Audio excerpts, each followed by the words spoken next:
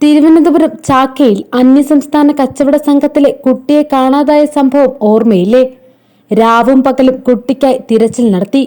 ഒടുവിൽ കുട്ടിയെ കണ്ടെത്തുകയായിരുന്നു. നിതാന്ത ജാഗ്രതയോടെ മാധ്യമങ്ങൾ ഉൾപ്പെടെ ഒപ്പം നിന്നു. എന്നാൽ ഇത് കേരളത്തിൽ മാത്രമേ നടക്കൂ എന്നാണ് ഒരു തമിഴ്നാട് സ്വദേശി പറഞ്ഞത്.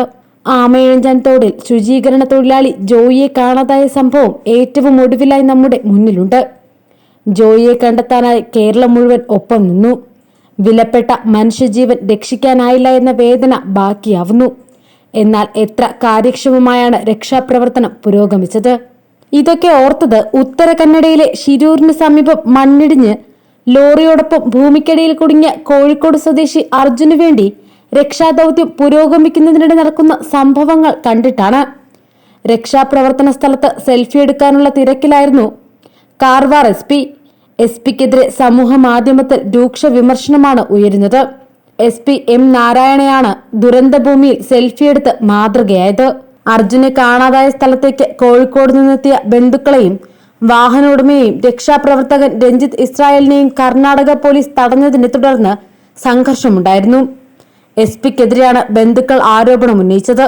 രഞ്ജിത്തിനെ രക്ഷാപ്രവർത്തനത്തിൽ പങ്കാളിയാക്കണമെന്ന ബന്ധുക്കളുടെ ആവശ്യം പോലീസ് നിരസിച്ചതിനെ തുടർന്നാണ് പ്രശ്നമുണ്ടായത്. മർദ്ദനമേറ്റതായി ബന്ധുക്കൾ പിന്നീട് സ്ഥലത്തെത്തിയ മന്ത്രി മംഗാള വൈദ്യയോട് പരാതി പറഞ്ഞു.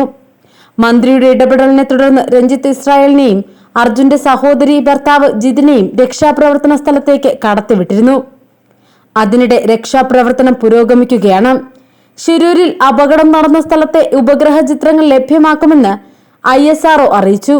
KC Venugopal MP ISRO chairman S സോമനാഥുമായി നടത്തിയ ചർച്ചയിലാണ് ഇക്കാര്യം അറിയിച്ചത്. ഉപഗ്രഹ ചിത്രങ്ങൾ ലഭ്യമായാൽ കൂടുതൽ കൃത്യതയോടെ രക്ഷാപ്രവർത്തകർക്ക് ലോറിയുടെ ഭാഗം കണ്ടെത്താൻ സാധിക്കുമെന്നാണ് നിഗമനം. കഴിഞ്ഞ ദിവസം ഗ്രൗണ്ട് പെനിട്രേറ്റിംഗ് റഡാർ ഉപയോഗിച്ച് 2 തവണയാണ് പരിശോധന നടത്തിയത്. ഈ പരിശോധനയിൽ 4 ഇടങ്ങളിലായി ലോഹഭാഗങ്ങൾ കണ്ടെത്തിയിരുന്നു. മീറ്ററുകളോളം ഉയരത്തിലാണ് നിലവിൽ പ്രദേശത്ത് മണ്ണിടിഞ്ഞിരിക്കുന്നത്. ഇവിടെ ഇനിയും മണ്ണിടിഞ്ഞ് വീണേക്കാമെന്നും മുന്നറിയിപ്പുണ്ട്. ഇടിഞ്ഞു വീണ മണ്ണിന്റെ പകുതി പോലും ഇതുവരെ മാറ്റാൻ സാധിച്ചിട്ടില്ലെന്നാണ് അധികൃതർ പറയുന്നത്. അർജുന് വേണ്ടിയുള്ള തിരച്ചിൽ 6ാം ദിവസവും തുടരുകയാണ്. മഴ രക്ഷാപ്രവർത്തനത്തിന് വെല്ലുവിളി ഉയർത്തുന്നുണ്ട്. ഷിരൂരിൽ മഴ പെയ്യാൻ തുടങ്ങിയിട്ടുണ്ട്. രക്ഷാപ്രവർത്തനത്തിൽ അധികൃതരുടെ ഭാഗത്തു നിന്നുള്ള അനാസ്ഥ തുടക്കം മുതൽ പ്രകടമാണ്. മാധ്യമങ്ങളും കേരള സർക്കാരും ജനപ്രതിനിധികളും ഇടപെടൽ നടത്തിയതോടെയാണ് രക്ഷാപ്രവർത്തനത്തിൽ കാര്യമായ പുരോഗതി ഉണ്ടായത്.